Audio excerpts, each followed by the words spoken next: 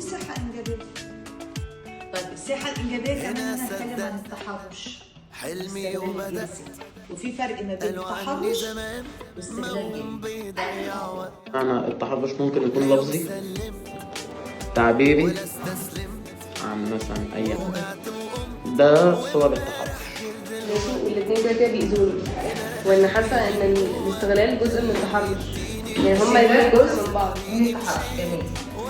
الاثنين ليهم علاقة ببعض، بس كل واحد برضه ممكن يختلف عن التاني.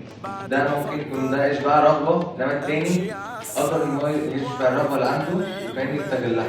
الاستغلال الجنسي اكتر خطوره، لانه ممكن ما يبقاش بس تحرش، يعني ممكن تحرش فعلا زي ما حد قال انه ممكن يبقى مره، وبلاش مره، ممكن يبقى اكتر من مره. ولكن الاستغلال الجنسي يعني هو عباره عن سلم، التحرش السلم الاولاني، الاستغلال الجنسي السلم الثاني.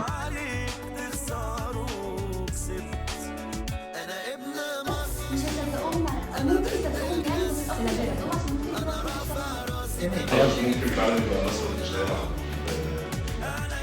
كلمة مثلا عبر الاستغلال الجنسي هو اللي بيبقى سهل على الأقل، واللي هو ممكن يبقى العيلة القرايب، شخص غير متواضع. روزا